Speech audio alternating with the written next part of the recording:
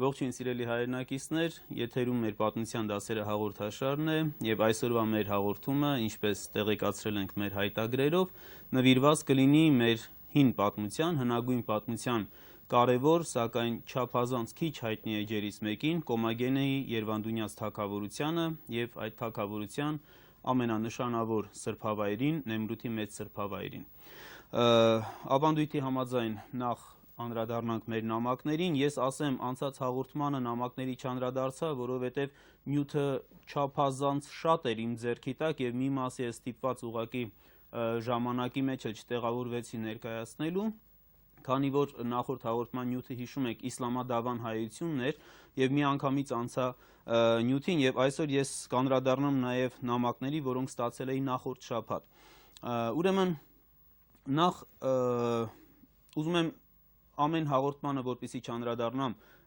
շնորհակալություն հայտնել անընդհատ եկող այն նամակներին, որտեղ ուղղակի խրախուսական դրվատանքի խոսքեր են ասվում։ Ալիք օրաթերթի խմբագրությունից մենք ունեցանք նամակ, որտեղ նշվում է, որ հաղորդաշարի CD-ներն են խնդրում ուղարկել, ասեն, որ հաղորդաշարը CD-ներ չունի։ Հաղորդաշարը դրվել է ինտերնետում 3w.memocast.com, որը մեր հաղորդման ընթացքում էլ պարբերաբար երևում է, եւ ինչպես նշված է հենց նամակի մեջ, կրթական եւ նյութենական համակարգում օգտագործելու համար դրված է ազատ։ Ամեն րոպե կարող եք մտնել եւ օգտագործել։ Միայն այնտեղ քաշելու համար $2-3 ինչ-որ սիմվոլիկ մի գին է դրված, եթե ուզում եք քաշել, սակայն կարող եք ամեն րոպե մտնել եւ օգտագործել։ 24 հաղորդում դրված է եւ եւս 4 հաղորդում, այս վերջի 4 հաղորդումները մենք որ ունեցանք, կդրվի այս շաբաթվա մեջ, ես մյուս շաբաթ ձեզ կտեղեկացնեմ։ Մենք 3, այսպես ես փորձել եմ խմբավորել, 3 նամակներ, 4 նամակ մենք ստացանք կապված իսլամադավան հայության հետ եւ հետաքրքիր է, որ նամակագիրները հիմնականում իրենց լրացուցիչ տեղեկություններն են հաղորդում։ Այսինքն ի լրացում են մեր հաղորդման, նրանցից Մոսկվայից Ջիվան, ազգանունը չի գրել, անունով մեր հեռուստադիտողը նշում է, որ ինքը Անտալիայում հանդիպել է գաղտնի, ծպտյալ հայերի, որոնք իդեպ իրենք են ուշադրություն դարձրել իրենց վրա, երբ որ իր երեխաները խոսում էին հայերենով, եւ հետո այսպես գաղտնի առանձնահազրույցների ժամանակ նրանք նույնիսկ հայտնել են իրենց պատրաստակամությանը, որ եթե վաղը պայքար լինի հայկական հողերը Հայաստան դարձնելու համար, Արևմտյան Հայաստանի ազատագրության համար, իրենք պատրաստ են այդ պայքարին մասնակցելու, լինելու պայքարի զինվորները։ Մեկ ուրիշ մեր նամակագիրներից Արամ էլի ազգանունը չունենք, ինքը տեղեկացնում է հատկապես Ադանայի Մերսինի Կիլիկիայի տարածքում գտնվող իսլամադավան հայերի մասին, որոնք այսպես գաղտնի են պահում, բայց իրենք իրենց ներսում քաջ գիտեն իրենց ինքնությունը եւ իրենց ժառանգներին են նաեւ փոխանցում։ Ավելի այսպես լայն խնդրին անդրադարձել է Վիեննայից մեր հեռուստադիտողներից Դավթյանցը, ուրեմն ինչն է հետաքրքիր, ինքը այսպես մի քանի կետով է անդրադարձել, ասում եմ, ինչպես գիտեք, Ավստրիայում ապրում են 500,000 թուրքեր, որոնք եկել են Թուրքիայի տարբեր քաղաքներից եւ գյուղերից։ Զրույցների ժամանակ մեկն ասաց, որ պապը հայ է եղել, ներեցեք, հայրը թուրք է, ինքը իրեն թուրք է զգում եւ արմատներին վերադառնալու միտում չունի, քանի որ կզրկվի աշխատանքից եւ այլ նկատառումներից, որոնք իրեն ապահովում են թուրք լինելը։ Շատ այսպես առարկայական կենցաղային պատճառով։ Սակայն հետաքրքիր է, որ այստեղ կան նաեւ ուրիշներ, որոնք ասում են, նրանք նշում էին, որ ավելի այսպես հավատափոխ են եւ զարմանալի է, որ ավելի ռադիկալ էին, քան իսկական թուրքերը։ Այս ժողովրդական խոսք հիշեցրեց ինձ, որ ասում են լավ է թուրքը, քան թուրքացածը, այդ դեպքի համար է։ Սակայն ասում է Թուրքիայից եկած շատ քրդերի հետ զրուցելիս նրանցից շատերը խոստովանում էին, որ իրենց նախնիներից որևէ մեկը կամ նույնիսկ ծնողներից որևէ մեկը հայ է եղել։ Ընդ որում հետաքրքիր մի մատնանշում է անում, որ Հրանտ Դինքի սպանության դեմ բողոքի ցույցին մասնակցում էին ավելի շատ քրդեր, քան հայեր։ Ընդ որում նրանց մի որոշ մասը ենթադրում է, որ հայկական ծագում պետք է ունենային։ Իդեպ նման մի արտահայտություններ նույնիսկ հաշվարկի տեսքով թույլ տվել Հալաջօղլուն, այդ թուրք պատմաբանների ընկերակցության նախագահը, որ մի քանի օր առաջ պաշտոնանկ արվեց հենց թուրքական կառավարության կողմից, օգտագործվեց այսպես լիովին եւ իրեն դեն շպրտեցին, որովհետեւ հիմա կարծես թե գոնե աշխարհին ուզում են ցույց տալ, որ Հայաստանի հետ ուզում են հարաբերությունները լավացնել։ Եվ ինքը ինչի վրա էր ուշադրություն դարձնում, ասում էր, տեսեք Հրանտ Դինքի հուղարկավորությանը մասնակցած եւ այդ մեծ բողոքի ցույցերին մասնակցած ժողովրդի թիվը, Պոլսի հայության հնարավոր զանգվածը եթե հանենք, Գավառա հայության թիվը հանենք, ապա այնտեղ կեսից ավելին ստացվում են ինչ-որ մարդիկ, որոնք իր ենթադրությամբ Հալաջօղլուի, որոնց զգալի մասը պետք է որ լինեին ծպտյալ հայեր։ Դժվարանում եմ ասել, որովհետև ես այնուամենայնիվ հավատում եմ, որ Թուրքիայում բացի հենց հայկական ծագում ունեցողներից կան նաև էլի ազնիվ մարդիկ, որոնք Հրանտ Դինքին գնահատում էին եւ նրա սպանության դեմ բողոքի ցույցերին իհարկե մասնակցել են։ Բայց այստեղ հետաքրքիր է մեր նամակագրի այս մոտեցումը։ Ուրեմն մեկ ուրիշ մեր նամակագիր Լոնդոնից Խաչիկ Փանոսյանը անդրադառնում է մեր նախորդ Արա Պապյանի հետ հաղորդումներին եւ ասում է, որ դուք անդրադարձաք ամեն ինչի, բացի թերևս մի բանից, որ իթիհատականների մեջ մեծ թիվ էին կազմում մասոնները եւ սիոնիստները, հրեական ծագում ունեցողները եւ պետք է նկատի ունենալ այս հարցը, մանավանդ որ դա հասկանալի է դարձնում, թե ինչի այսօր հրեաները ամեն ինչ անում են խանգարելու ցեղասպանությանը։ Ես ասեմ, որ մեր նախորդ հաղորդումների ժամանակ համառոտակի արկի անդրադարձ ունեցել ենք եւ կարծում եմ, որ դեռ կունենանք։ Անշուշտ, այո, միություն եւ առաջադիմություն Իթիհադ վեթերակի կուսակցության ղեկավար կազմի մեջ կային դյոնմե հրեաներ, ծպտյալ հրեաներ եւ սա փաստերով ցույց է տրված, ընդ որում շատ լուրջ արխիվային փաստաթղթերով, սա անուրանալի է։ Անուրանալի է նաեւ մի բան, որ երբ որ դեռ 19-րդ դարավերջին Թեոդոր Հերցլը ստեղծեց Սիոնական միությունը, ինքը դրանից հետո փորձում էր հայերին եւ հայկական հարցը օգտագործել հրեական խնդիրները լուծելու եւ բնականաբար պատրաստ էր ամեն ինչում զոհաբերելու հայերին։ Եվ մենք տեսնում ենք, որ հետագայում սա ինչ որ մի ձևով նաեւ դրսևորվում է այս քաղաքականության մեջ։ Սա առանձին խնդիր է։ Գուցե թե մենք սրան հատուկ մի օր կանդրադառնանք, սակայն ես կուզենայի մի կարևոր կետի վրա կանգ առնել, որը եթե չեմ սխալվում, Արա Պապյանի հետ մենք կանգ առանք այդ կետի վրա։ Այսօր ով էլ որ եղած լինի այդ ժամանակվա Թուրքիայի կառավարող շրջանակներում, հրեաներ են, սիոնիստներ են, մասոններ են, միևնույնն է դա թուրքական պետության վրայից պատասխանատվությունը չի վերցնում։ Չի վերցնում ինչի համար։ Մի պարզ պատճառով մենք տեսնում ենք թուրքական պետությունը հայկական հարցը լուծելու իր քաղաքականությունը, այսինքն ոչնչացնել հայերին եւ ոչնչացնել դրանով հայկական հարցը, այս մոտեցումը որդեգրել էր դեռևս 1890-ական թվականների ջարդերի ժամանակ, երբ որ կառավարում էր Սուլթան Աբդուլհամիդը, երբ որ երիտ թուրքերը դեռևս իշխանության գլուխ չէին, դեռ ընդհակառակը Սուլթան Աբդուլհամիդը կարող էր իր պալատից վռնդել տալ Թեոդոր Հերցլին եւ այս ժամանակվանից սկսած եւ սուլթանական կառավարություններ նույնը անում եւ հետո երիտ թուրքերը եկան իրենք նույնը արեցին եւ հետո նույնը շարունակեցին ըստ էության քեմալականները, այսօրվա հանրապետական Թուրքիան։ Եվ ըստ էության սկզբունքային տարբերություն հայկական հարցում թուրքական պետությունը որևէ տարբերություն չի դրել ոչ սուլթանների ժամանակ, ոչ երիտ թուրքերի, ոչ էլ քեմալականների օրոք։ Եվ թուրք պետությունը ժառանգաբար պատասխանատուն է հայոց ցեղասպանությանը։ Այլ հարց, որ նրանց մեջ կային մարդիկ, որոնք փորձում էին այսպես կողքից ինչ-որ ավելի խթանել, ավելի մասնակցություն ունենալ, դա մեզ պետք է իմանալ, հասկանալու համար, այո, եւ մասոնների խնդիրը, եւ սիոնիզմի խնդիրը, սրանք բոլորը մեզ պետք են, բայց միշտ պետք է հիշենք, որ ելակետ որպես երբեք չպետք է գնալ այն ծայրահեղությանը, որ դա թուրքական պետության վրայից վերցնում է պատասխանատվությունը։ Մեր մյուս նամակագիրներից, ուրեմն Վոլգոգրադից Տելեմակ Թադևոսյանը նախ անդրադառնում է մի քանի հարցերի, Ուրարտու պետության հետ կապված հայկականության եւ ոչ հայկականության հետ կապված այդ խնդիրն է նորից բարձրացնում եւ ՀՄԿ-ի եթերում ինքը դիտել էր մի հաղորդում, որտեղ Ուրարտուն ոչ հայկական պետություն է ներկայացվում։ Ես ասեմ, սա պարզապես ժամանակի խնդիր է։ Մենք մեր հաղորդաշարով ունեցել ենք հատուկ հաղորդում նվիրված Ուրարտուին, Վանի հայկական թագավորությանը, Արարատյան թագավորությանը, իդեպ դրված է մեր ինտերնետային կայքում, կարող եք նայել, նաև փաստարկները, թե ինչից ելնելով է, որ հստակ է, որ դա հայկական թագավորություն է եւ ոչ թե այսպես վերացական, ոչ հայկական ինչ-որ հորինված ուրարտական ազգության թագավորություն։ Մենք դա ժամանակի հարց է, ամեն ինչ կարծում եմ իր տեղը կընկնի։ Եվ այստեղ նաև հարցնում է, որ իմ գիտական ուսումնասիրությունները կա, որևէ կայքի մեջ ամփոփված թե չէ, ասեմ, որ առայժմ չկա, դա իմ թերությունն է, որովհետև առանձին գրքեր դնել մեկ կայքի մեջ, ում որ պետք է օգտագործի, դա դեռևս չեմ արել, երբ որ անեմ անպայման կտեղեկացնեմ։ Այստեղ ուրեմն մեր նամակագիրներից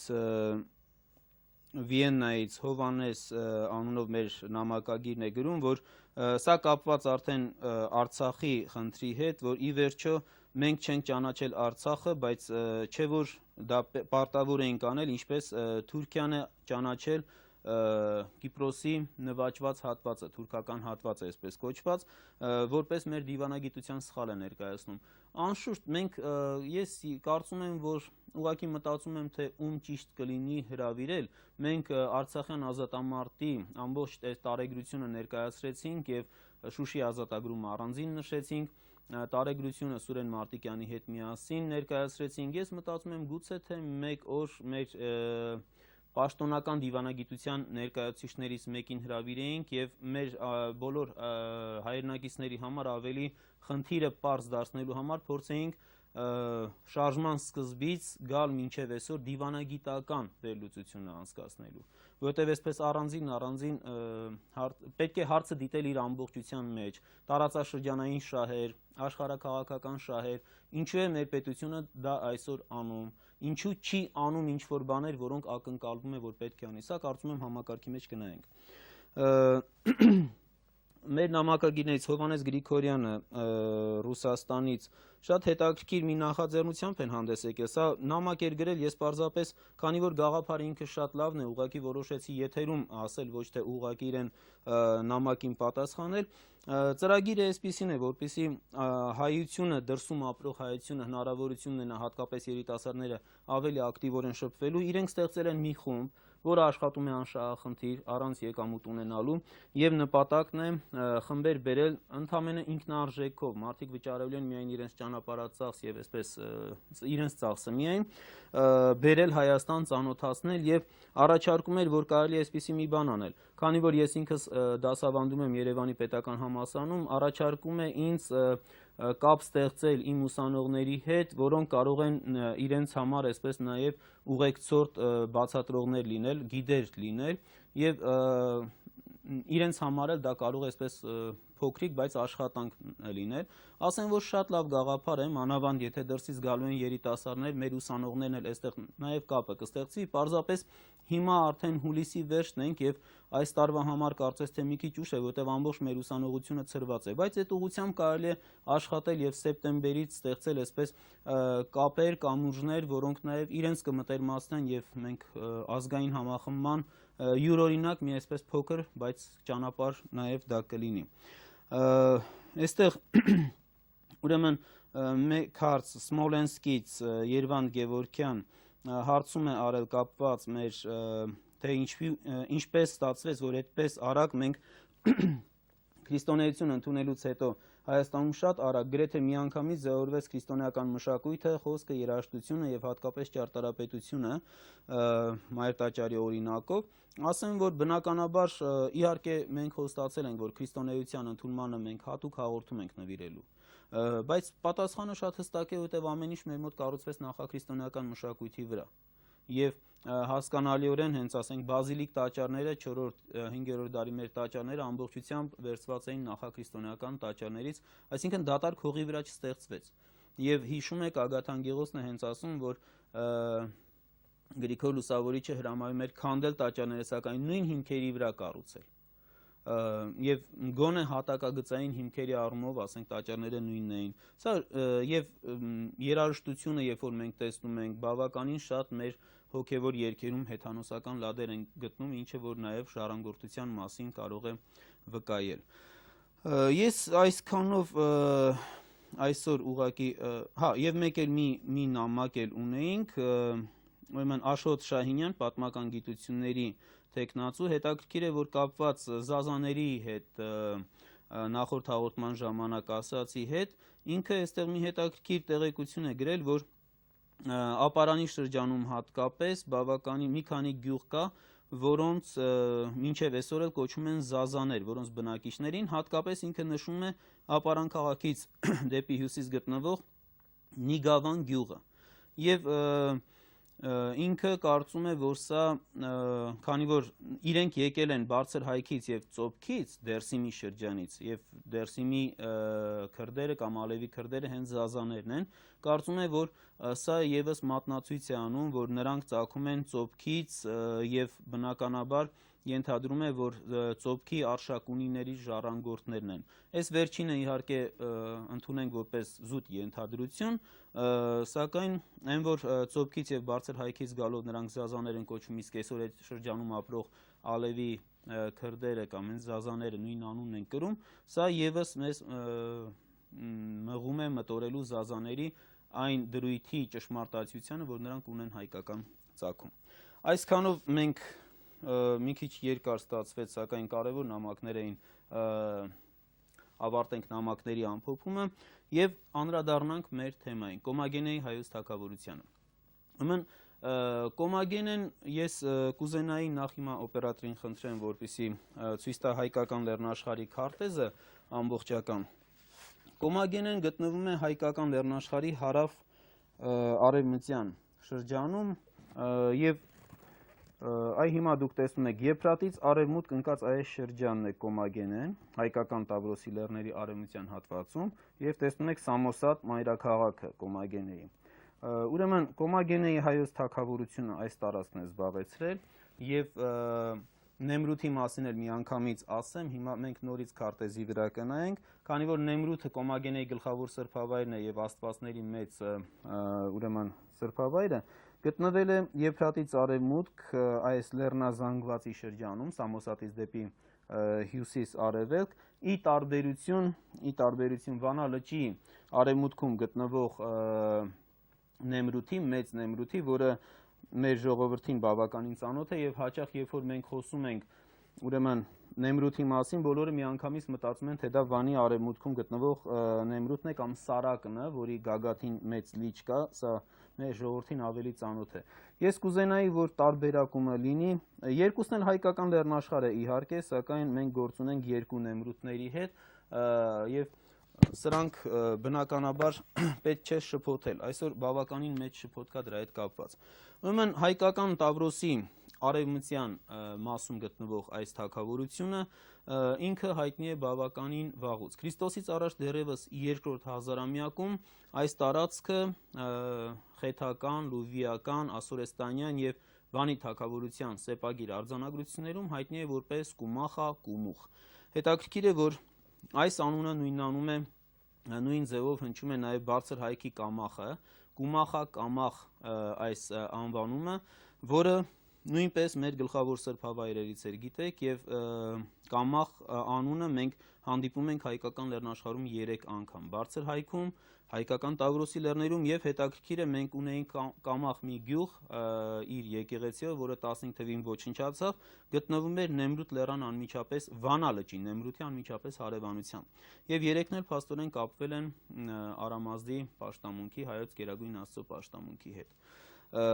Երկրորդ հազարամյակում մենք ունենք ուրեմն հիշատակություններ կամախ երկրի մասին եւ հստակ այնտեղ հնդեվրոպական ծագումով դինաստիայի իշխում, թագավորությունը հնդեվրոպական է, իսկ մի քիչ ավելի ուշ արդեն երբ որ մենք տեսնում ենք Քրիստոսից առաջ առաջին հազարամյակի առաջին կեսին, տեսնում ենք, որ կամախ Կումախա թագավորությունը հայտնվում է երբ Ասորեստանի եւ Վանի թագավորության Ուրարտու Արարատ թագավորության հակամարտության շրջանում հայտնվում է Վանի թագավորության հետ նույն ճամբարում բնականաբար ընդդեմ ասորեստանյան բռնապետության։ Հիմա մենք ավելի մոտիկից կդիտենք, այստեղ դուք կտեսնեք հիմա Կումախա թագավորությունը, որը գտնվում էր Վանի տիրակալների գերիշխանության ներքո։ թագավորությունը պահպանեց անկախ իր կարգավիճակ, ավելի ճիշտ կիսանկախ, ինքը ենթարկում էր վանի տիրակալներին եւ այդ ընթացքում հատկապես խոսքը վերաբերում է Արգիշտի առաջին, Սարդուրի երկրորդ, Ռուսա առաջիներ ժամանակաշրջանին եւ Ասորեստանի դեմ հակամարտության մեջ ինքը այսպես հնդեվրոպական հայկական աշխարհի մի մասն էր կազմում։ Այնուհետև մենք տեսնում ենք, որ կարճ ժամանակ անց արդեն երբ որ ստեղծում է Երվանդունյաց թագավորությունը, Երվանդունյաց թագավորության ժամանակաշրջանում Կոմագենեն բնականաբար մտնում է հայկական Երվանդունների թագավորության մեջ եւ այդ թագավորության մեջ մնում է բավականին երկար, մինչեւ մակեդոնացու արշավանքները եւ դրանից էլ հետո այստեղ հիմա դուք տեսնում եք մեծ հայքը եւ փոքր հայքը եւ մեծ հայքի հարավ-արևմտյան շրջանը, Մալաթիա եւ նրանից ավելի հարավ ընկած շրջանը Կոմագենեի թագավորության տարածքն է, որը կազմում էր Երվանդունյաց մեծ թագավորության ուրեմն մի մասը։ Ոչ պատահականորեն հետագայում, երբ որ Կոմագենեի թագավորությունը կանկախանա, ամենանշանավոր ներկայացուցիչը Անտիոքոս առաջին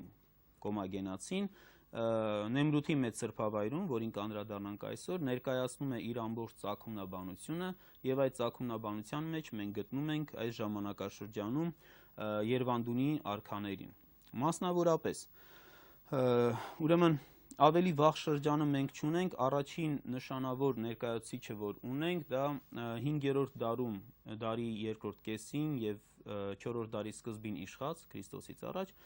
Երվանդ Օրոանդես Երվանդն է, որը մեր պատմության մեջ Երվանդ երկրորդը ավելի շատ հայտնի եւ հետաքրքիր է, որ ինքը Աքեմենյան տիրակալ Արտաքսերքսես երկրորդի Փեսան էր, նրա դուստր Ռոդոգունեի ամուսինը եւ այս կապով նաեւ Անտիոքոս առաջինը, որը Տիգրան Մեծի ժամանակակիցն էր, Նեմրութի կառուցողը, իրեն ազգակից է համարում Աքեմենյաններին եւ նրանց նշանավոր ներկայացուցիչ Դարեհ առաջինին։ Եվ հետաքրքիր է նրանից հետո մենք ունենք Արոանդես Երվանդ, որը երկրորդն է, եւ նրա մասին տեղեկացնում է Քսենոֆոն պատմիչը, որը 401 թվականին Քրիստոսից առաջ հայտնի Անաբասիս աշխատությունը, որ գրեց, տեղեկացնում է ինքը Հայաստանով անցել է եւ տեղեկացնում էր, որ մեծ եւ հարուստ երկրի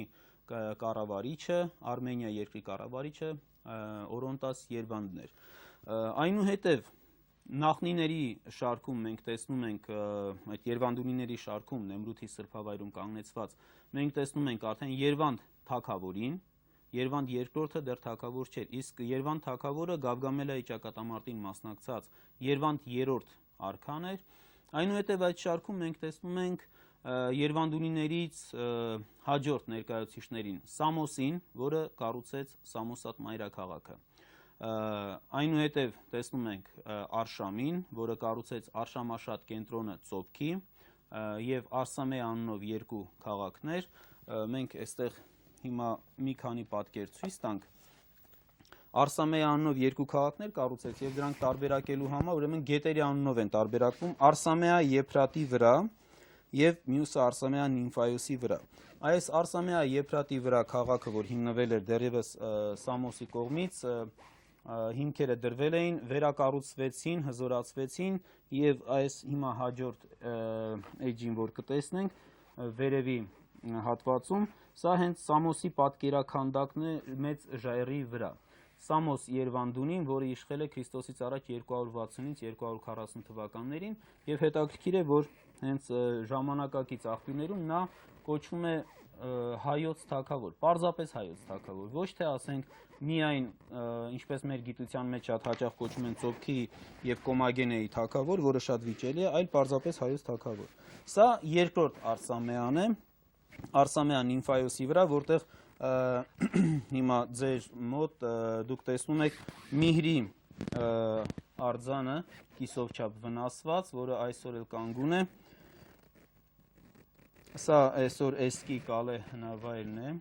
Միհր արևային աստծո արձանն է եւ բավականին մեծ հնավայր է։ Հիմա մենք մի քանի պատկեր էլ տեսնենք եւ այս հնավայրում է, որ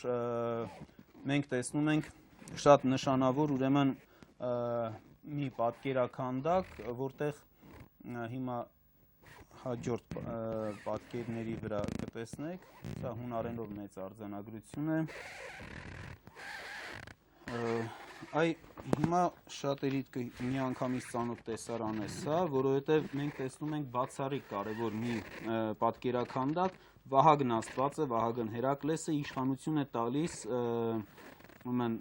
Անտիոքոս Երվանդունուն։ Սա հուշարձանախումբը կառուցողն է Անտիոքոս Երվանդունին եւ այս վերևի մասում հիմա դուք կտեսնեք, որ նա կրում է հենց Տիգրանյան թագը։ Տիգրանյան թագ է կրում եւ արքայական ամբողջ հանդերձանքով ոտքից գլուխ շատ կարեւոր է, որովհետեւ շատ քիչ մենք ունենք հայկական արքայական այսպես հանդերձանքը ամբողջությամբ իր շքեղությամբ։ Եվ մի պատկեր էլ այստեղ պարզապես նայենք, այս նույն պատկերն է, այս մյուսը ուրեմն Արսամիա քաղաքի երկու քարանձավ աստղադիտարաններից մեկն է, որտեղից դիտարկվել է Օրիոն հայք համաստեղությունը եւ բավականին հետաքրքիր, բավականին կարեւոր ուրեմն մի հնավայր է։ Սամոս Արշամը բավականին հզոր թագավոր էր, բավական հզոր մի թագավոր էր եւ պատահական չի, որ մենք ունենք հետաքրքիր տեղեկություններ, որ նա նույնիսկ Սելևկյան թագավորը, որ ապստամբել էր իր դեմ, կարողանում է ապաստան տալ Սելևկյան ապստամբած թագավորի եղբորը։ Այսինքն պետք է լիներ հզոր մի պետության թագավոր, դրա համար այնուամենայնիվ ճիշտ է, այսօր մեր գիտության մեջ ընդունված է կոչել, որ Շամով կամ Սամոսով ստեղծվեց Ծոփքի եւ Կոմագենեի առանձին թագավորություն, սակայն կա կարծիք, որ նրանք ոչ թե առանձին թագավորներ էին, այլ շարունակում էին որպես մեծ հայքի միացյալ թագավորներ իշխել, պարզապես իրենք ավելի ուշադրություն դարձրեցին հարավ-արևմտյան շրջանին, որովհետև հարավ-արևմտյան շրջաններով, որի մեջ մտնում էր Կոմագենեն, անցնում էին նախկին, այսպես կոչված արքայական ճանապարհը եւ այդ ժամանակվա աշխարհի ամենալուրջ, ամենակարևոր ստրատեգիական նշանակություն ունեցող ճանապարհներից մեկը, եթե ոչ ամենակարևորը։ Այնուհետև մենք տեսնում ենք 201 թվականին Սելևկյանները կարողանում են գրավել Հայաստանը, 189 թվականին Արտաշես առաջինը եւ Զարեհը անկախացնում են եւ մեծ հայքի եւ Ծոփքի առանձին թագավորություններ են ստեղծում, իսկ 163 թվականին ստեղծվում է առանձին մի թագավորություն, որը Արշամի Թորան Պտղոմայոս Զորավարի կողմից է հիմնվում եւ 163 թվականից սկսում է գոյություն ունենալ Կոմագենեի ինքնուրույն թագավորությունը, որը գոյություն ունեցավ մինչև արդեն մեր թվարկության 72 թվականը։ Ես հիմա պիտի առաջարկեմ մեր օպերատորը ցույց տա մի հատված Նեմրութ Արև արքայի մեծ սրբավայրը ֆիլմից։ Այս ֆիլմի մասին մենք մի փոքր համառոտ խոսել ենք միրականության մասին մեր հաղորդման մեջ։ Այն ժամանակ դեռ ֆիլմը ամբողջությամբ պատրաստ չէր, ֆիլմը պատրաստվեց եւ Միացյալ Նահանգներում թողարկվել է այս տեսքով, ուրեմն ավելի այսպես մանուշակագույն, ֆոնով, իսկ Երևանում թողարկվեց այս տարի մայիսի 22-ին եղավ այս տիպի կազմով եւ ի ուրախություն մեր հեռուստադիտողների ասեմ, որ Պաշտպանության նախարարության հետ միասին մենք նախաձեռնեցինք եւ 3000 օրինակով եւ Տիգրան Մեծ ֆիլմը եւ այս Նեմրութ ֆիլմը եւ Հայոց պատմության աշխարհակալությունները գրքույկը 3000-ական օրինակով թողարկվում է եւ բաժանվում է Հայաստանի, Արցախի ազատագրված տարածքների եւ Ջավախքի բոլոր դպրոցներին, բոլոր զորամասերին, բոլոր բուհերին։ Սեյրան Օհանյանի հետ մեր պաշտպանության նախարար այս գործը արեցինք եւ սեպտեմբերի 1-ին բոլորը նվեր կստանան եւ սա կլինի հայոց հողի վրա ապրող հայության մեջ քարոզչության երևի թե լավագույն միջոցը։ Հիմա դիտենք ֆիլմից մի հատված, որը ներկայացնում է Կոմագենեի պատմությանը, կվերադառնանք եւ կշարունակենք։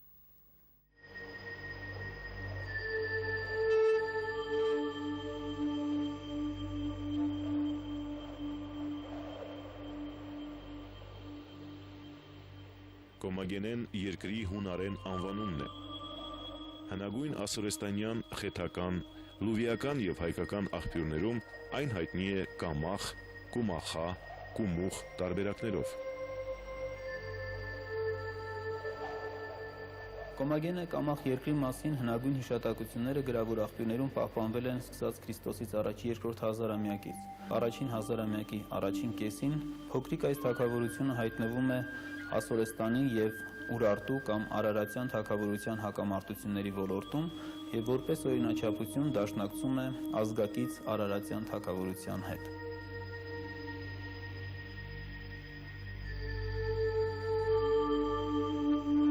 Քրիստոսից առաջ 7-րդ դարի վերջերից սկսած Կոմագենեի տարածքը մասն է կազմում Երվանդունիների հայկական թագավորության։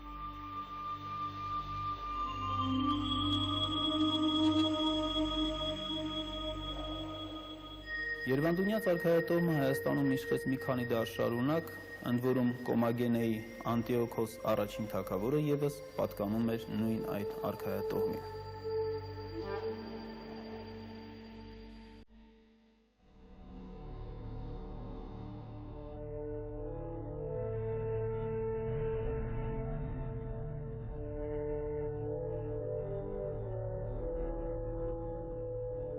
Անտիոքոս առաջինի ծննդաբանության մասին մենք իմանում ենք Նեմրութի սրբավայրում նրա թողած արձանագրություններից, նաև կանգնեցված պատկերաքանդակներից, որտեղ երկու շարքով, ամեն շարքում 15 քարասալով ներկայացված են նրա նախնիները, մի կողմը հայրական գծով, մյուս կողմը մայրական։ Հայրական գծով նախնիների շարքը Անտիոքոս առաջինը սկսում է Դարեհ առաջինով, իսկ մայրական գծով նախնիներինը Ալեքսանդր Մակեդոնացով։ Այստեղ գործ ունենք մի երևույթի հետ, որը շատ տարածված է եղել բոլոր ժամանակներում։ Դա գահակալների կողմից իրենց համար խիստ պատվաբեր ծագումնաբանության ներկայացումն էր, որը երբեմն չէր համապատասխանում իրականությանը։ Քրիստոսից առաջ առաջին դարում Աքեմենյան Դարեհ առաջին արքայից եւ Ալեքսանդր Մակեդոնացուց էին իրենց ծննդաբանությունը բխեցնում ոչ միայն Կոմագենեի, այլև հարևան Կապադոկիայի եւ Պոնտոսի թագավորները։ Այս երևույթը հետագա դարերում ևս ունեցավ բազմաթիվ դրսևորումներ։ Օրինակ, քրիստոնյա աշխարհի շատ դինաստիաներ փորձում էին իրենց ծագումը կապել Հիսուս Քրիստոսի կամ հրեից Դավիթ թագավորի հետ, թեպետ իրականում նրանք ոչ մի կապ չունեին հրեական միջավայրի հետ։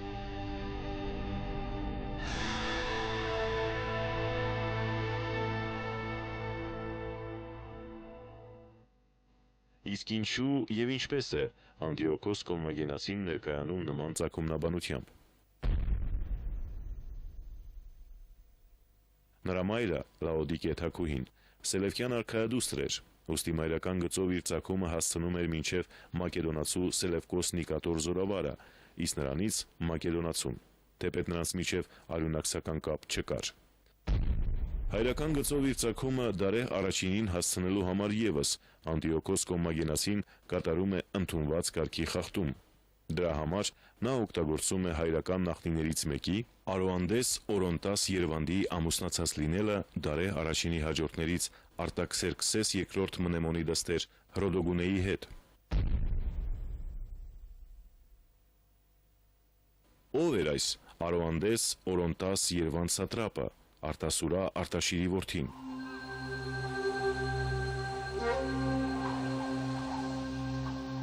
Քրիստոսից առաջ 401 թվականին Միջագետքից Հայաստանով դեպի Սևծով անցնելիս հույն պատմիչ եւ զորավար Քսենոֆոնը վկայում է, որ նա էր այդ երկրի սատրապը։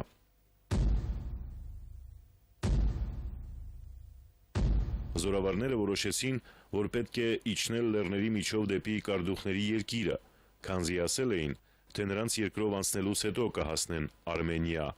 որին իշխում էր Օրոնտասը եւ որը մեծ էր ու հարուստ։ Քսենոփոն Աթենացի, Քրիստոսից առաջ 5-4-րդ դարեր։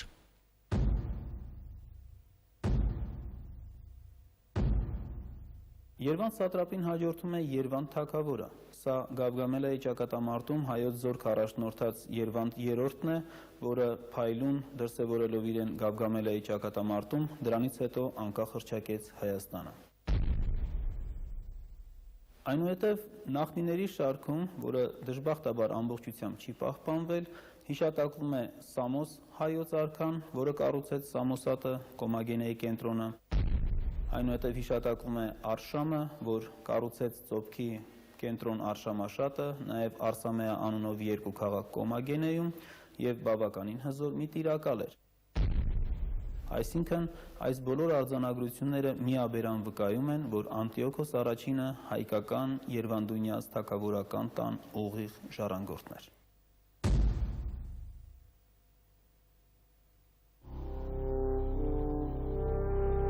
Քրիստոսից առաջ 201 թվականին Սելևկյաններին հաջողվեց նվաճել Հայաստանը, սակայն դա տևեց ընդամենը մեկ տասնամյակ։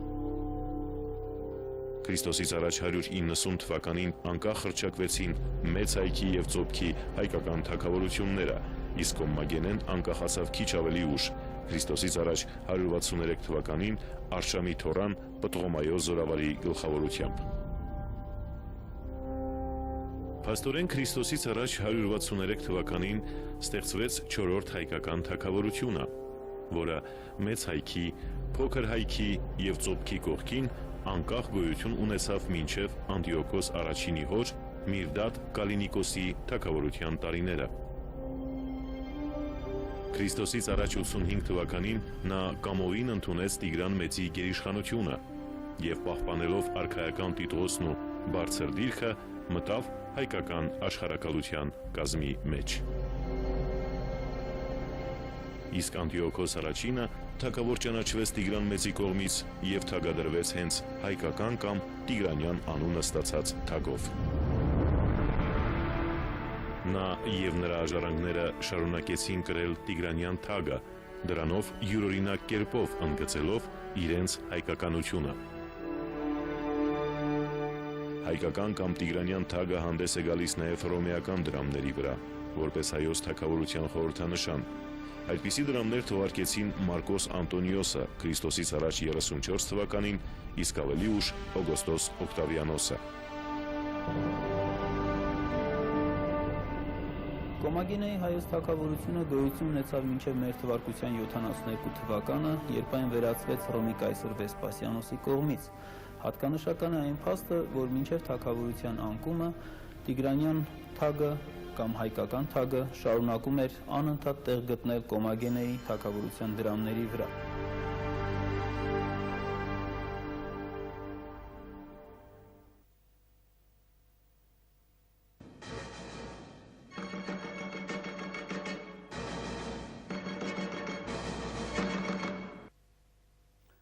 Դիտեցինք մի հատված Նեմրութ Արևարքայի մեծ սրբավայրը ֆիլմից, որի իդեպ անգլերեն թարգմանությունը արդեն պատրաստ է, սակայն դեռ թողարկված չէ։ Դա հայերենի հետ դժվարություն ունեցող մեր հայրենակիցների եւ օտարազգիներին ներկայացնելու համար նաեւ այս կարևոր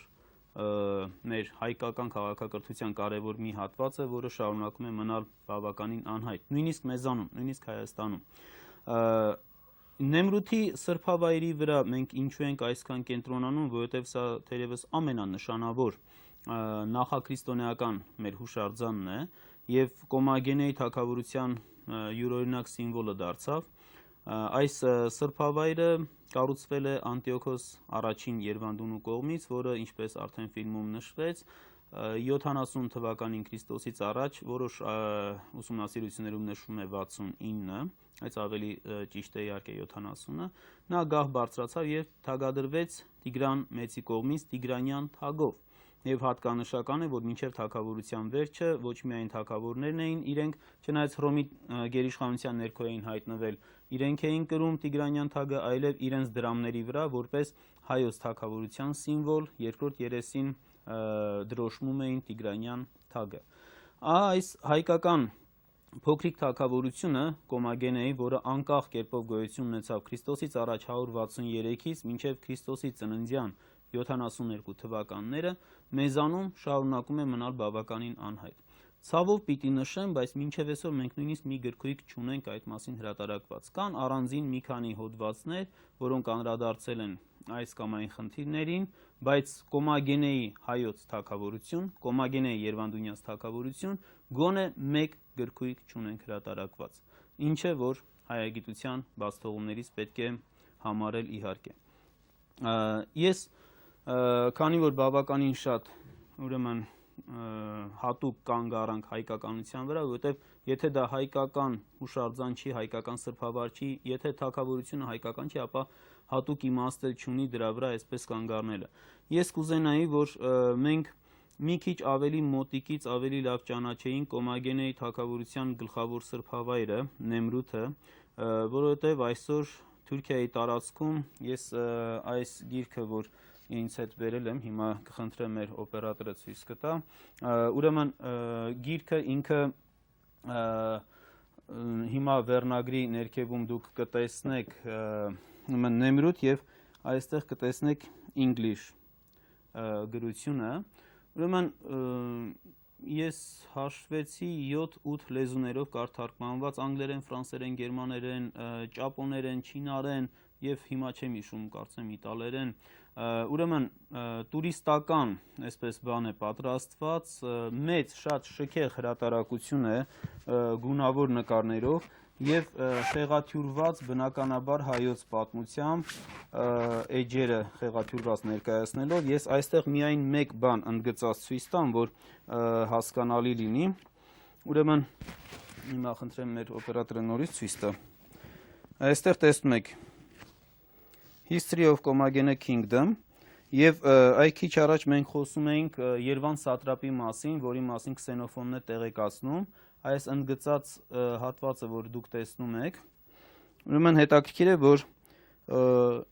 բնագրում նշվում է Օրոնտասը, որ Հայաստանի կառավարիչն էր, իսկ այստեղ նշվում է Օրոնտասը, որ Կոմագենեի կառավարիչն էր։ Պատահական չի, 401 թվականին Քրիստոսից առաջ, ըստ Քսենոֆոնի, տեսեք, միտումնավոր նաև խեղաթյուրվում է պատմական փաստը, որը հույն նշանավոր պատմիչ Քսենոֆոնի, աշխարհահռչակ պատմիչ Քսենոֆոնի ուրեմն արտահայտությունն էր եւ դուք սա տեսնում եք այս էջի վրա ինտերնետային բազմաթիվ կայքերում դուք եթե բացեք Նեմրութը նայեք, այնտեղ բավական հետաքրքիր մի երևույթի ականատես կլինեք, ուրեմն ինչն է հետաքրքիր, որ ես նայում էի, զարմանում էի, ասենք Արմենիա բառը չէի գտնում, հետո նկատեցի, որ բոլոր տեղերում, բոլոր երկրանունները ամբողջական գրում են, միայն Հայաստանը գրում են արմ, սա, ինչ ասեմ, թուրքերի շատ պրիմիտիվ մի ձև է մեր նկատմամբ հակակրանք երևի թե արտահայտելու, նույնիսկ իրենց շատ բավականին լավ նկարահանած, տեխնիկական առումով լավ նկարահանած մի ֆիլմ ունեն, Նեմրութ Աստվածների գահը վերնագրով, որտեղ քարտեզը ցույց է տրվում եւ սկզբում Կոմագենը Հայաստան այսօրվա Հայաստանի Հանրապետության տարածքի վրա են գրում, կեղծելու համար, թե իբր Հայաստանը ընդամենը այսքան տարածքում է, բայց հետո երբ որ գալիս է եվրոպական գիտնականների են մասնակից դարձել, որոնք ասում են, որ Անտիոքոս առաջինը ասում են համագործակցում էր Տիգրան Մեծի հետ։ Այս դեպքում արդեն տարբերակ չունեն եւ Կոմագենեի թագավորության են կողքից, այսինքն Եփրատ սկսած նշվում է Արմենիա։ Նույնիսկ այս դեպքում չեն կարողացել, ըստ երևույթին այստեղ եվրոպացի գիտնականների ճնշումն է գործել, որ թուրքերի նկարահանած ֆիլմում անգամ այս դեպքում չեն կարողացել խուսափել Արմենիա բառից, ինչը որ իրենք փորձում են անել իրենց ինտերնետային կայքերում։ Մեծ սրբավայրը, ես կուզենայի այս սրբավայրի մասին եւս ոչ թե միայն ես ինքս նկարներ ցույց տալով ներկայացնեմ, այլ դիտենք մեր ֆիլմից մի հատված եւս, որտեղ սրբավայրն է ներկայացնում իր չափերով, իր այսպես ճարտարապետական լուծումներով, որից հետո կվերադառնանք եւ կշարունակենք։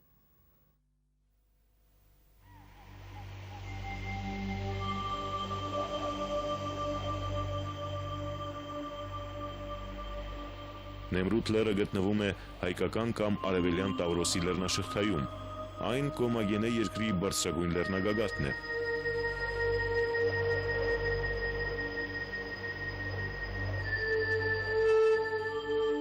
Նեմրութը հայկական լեռնաշխարհում համանուն երկրորդ լեռն է։ Առաջինը մեծ Նեմրութը գտնվում է Վանա լճից արևմուտք, որը կապվում է հայոց անվանադիր նախնի Աստված Հայկի հետ։ Հայկը հայոց հնագույն դիցարանում պաշտվում էր որպես գերագույն Աստված։ Նրա անունով էին հայերը կոչում Օրիոն համաստեղությունը։ Հայկին հետագայում փոխարինեց եւ հայոց դիցարանի գերագույն Աստված դարձավ Արամազդը, որի պաշտամունքը կենտրոնական դիրք էր գրավում նաեւ Կոմագենեի Նեմրութ լեռան սրբավայրում։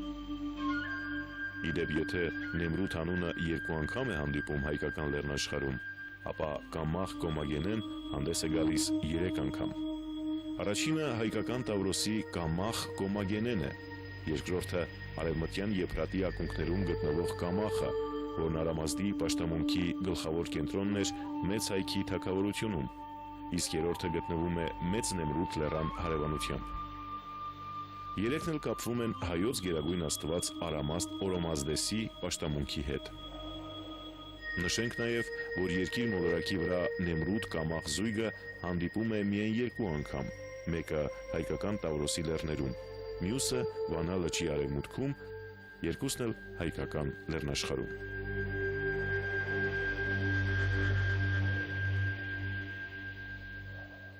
Թե հայկական լեռնաշխարհում եւ թե ընդհանրապես հին աշխարհի պատմության մեջ այս սրբավայր հուշարձանախումբը իրեն նմանակը ունի եւ խոշորագույններից է։ Այն թերևս կարելի է զուգահեռել Պերսեպոլիսյան մշակույթի հետ կամ եգիպտական բուրգերի հետ։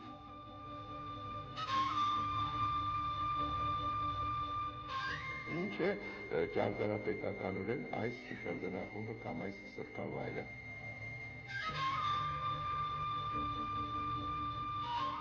Նա արհեստականորեն կառուցված կոն է, նախապես ընտրված լեռնագագաթի վրա, այսինքն արհեստականորեն մենք լեռնագագաթը շեշտելով բարձրացրել ենք վեր կոնի հնարավոր չափով եւ կոնի շրջանագծային հիմքում ստեղծվել է փաստորեն ճանապարհ, որը շրջանցում է ամբողջ կոնը եւ նրա երեք կողմում ֆիքսված են որոշակի արդեն ենթահուշարձանախմբեր։ Հնագույն լիսաբանական պատկերացումների համաձայն արարչագործությունից հետո տիեզերակարգը պահպանվում է տիեզերական լեռան շնորհիվ։ Հնում համոզված էին, որ նախնյաց աճյունները սրբացնում են հայրենի երկիրը, իսկ հոգիները բարձրանալով աստվածային ոլորտներ ամրապնդում էին տիեզերակարգը պահպանող սրբազան լեռը։ Թերևս դա է պատճառը, որ հնում մեծ մարդկանց դամբարանները կառուցում էին կոնաձև կամ բրգաձև, ինչը տիեզերական լեռան յուրօրինակ խորհրդանիշն էր։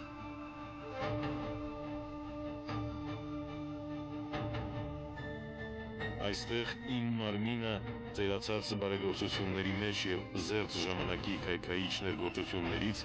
կննջի հավերժորեն եւ հանգիստ կվայելի բաժանվելով բարեպաշտին հոգուց, իսկ հոգիս կսավառնի դեպի երկնային ոլորտները, Զևս Արամազդի, Անտիոքոս Կոմագենացի, Նեմրութ լեռան արձանագրություններից։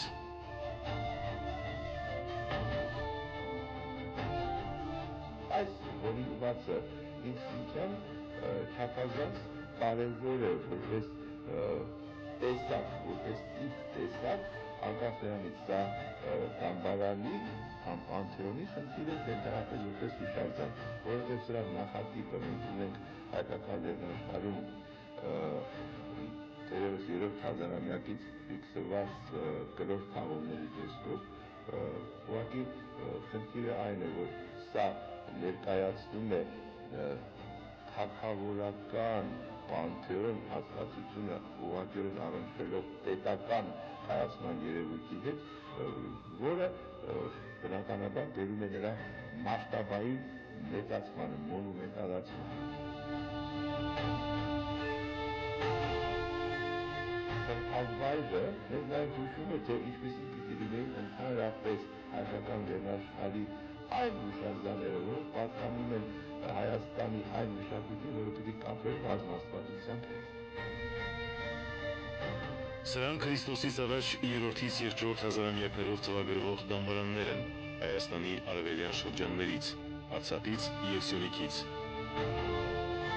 Նեմրութի սրբավայրից 2-3 հազարամյակ առաջ կառուցված այս դամբարանները բոլոր բնութագրիչներով Անտիոքոս առաջինի կառուցած դամբարանի նախատիպերն են։ Միակ տարբերությունը չափերի մեջ է։ Նեմրութի դամբարանբլուրն ունի 50, իսկ հազարամյակներ առաջ կառուցված նրա անահորինակները 10-12 մետր բարձրություն։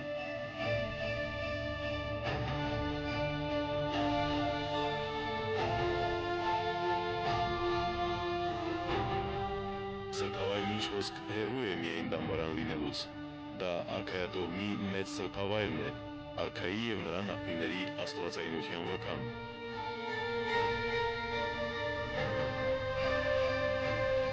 Այն կառուցված է թագավորության բարձրագույն կետում, 2100 մետր բարձրության վրա, ընդ որում այլ վայրից բերված քարերով։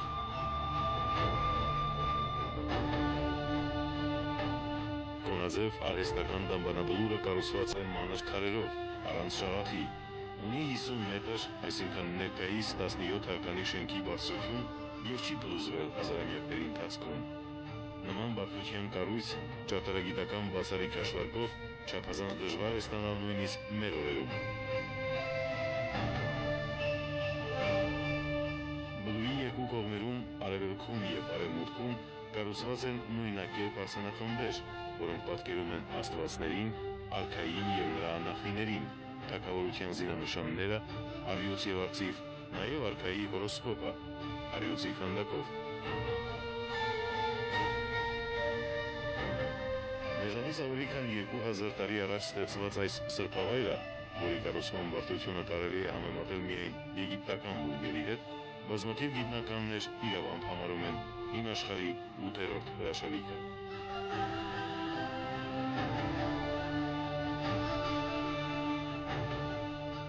1890 թվին հրատարակվեց գերմանացի ուսումնասիրողներ Կարլ Յումանի և Օտո Պուչտայնի «Ճանապարհորդություն Փոքր Ասիայում և Հյուսիսային Սիրիայում» գիրքը, որով Նեմրութի սրբավայրը հայտնի դարձավ նոր ժամանակներում։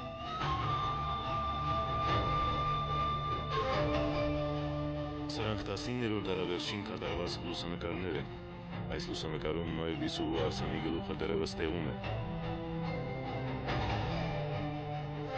19-րդ դարավերջին գերմանացի գիտնականների աշխատանքներին կարևոր հավելում եղան 20-րդ դարակեսին ամերիկա-գերմանական հնագիտական արշավախմբի աշխատանքները, որոնք հրատարակեցին Թերեզա Գոելը և Կարլ Ֆրիդրիխ Լյորները։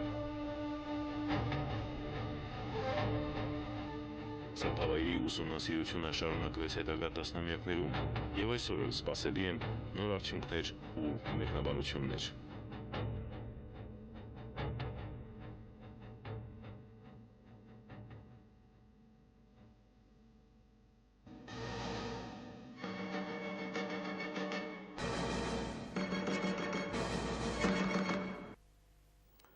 Սիրելի հայրենակիցներ, դիտեցինք ևս մեկ հատված Նեմրութ արևարքայի մեծ սրբավայրը ֆիլմից, որտեղ ներկայացված է Նեմրութի մեծ սրբավայրը,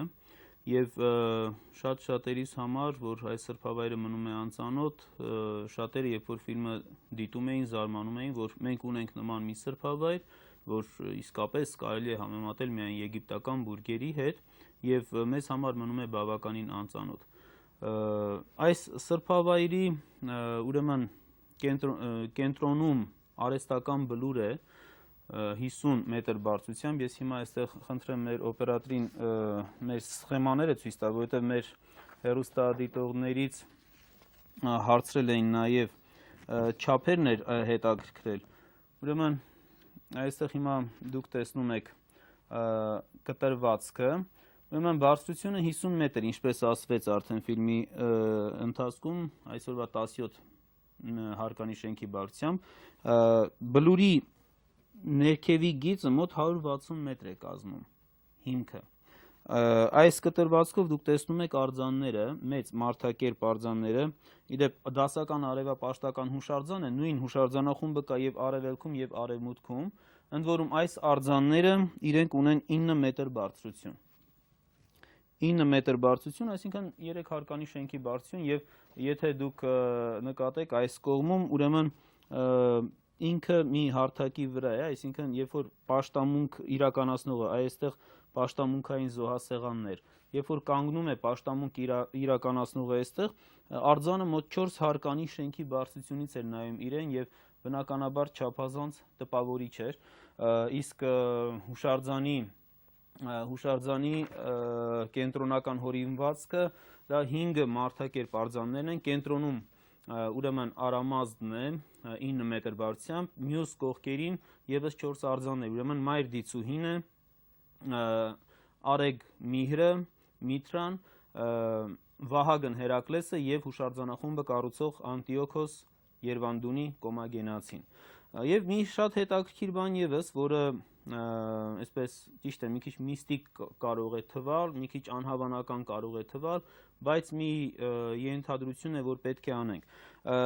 Ես հիմա խնդրեմ մեր օպերատորը նորից ցույց տա։ Այստեղ հատակագիծն է, արդեն վերևից նկարած ուղակի, եւ ինչն է հետաքրքիր։ Դուք հիմա տեսնում եք այս գագաթն է, այս ամբողջ բլուրը, ուրեմն արևմտյան հուշարձանախումբը եւ արևելյան։ Եվ ինչն է հետաքրքիր։ Իմ ուշադրությունը գրավեց մի բան, որ այսպիսի բացառիկ կառույց անողը, որը աստղադիտարան ունի հսկայական եւ շատ մանրամասն ճշգրտությամբ դիտարկում է արել, ոչ թե դեպի արևելք է նայում արևելյանը, այլ շեղված է, նայեք, ուղիղ այստեղ սլաքով դեպի արևելք է ցույց տրվում եւ շեղված են հուշարձանները դեպի հյուսիս-արևելք։ Ինչ կարող է նշանակել այս շեղումը։ Եվ գիտեք, բավականին հետաքրքիր մի բան, երբ որ այս շեղման գիծը շարունակեցինք, այսինքն աստվածները դեպի ուր են նայում, այս 5 աստվածները դեմքով նստած դեպի ուր են նայում, ոչ թե դեպի արևելք են ուղիղ նայում, երբ որ շարունակում են գիծը, զարմանալի բան է, ուղիղ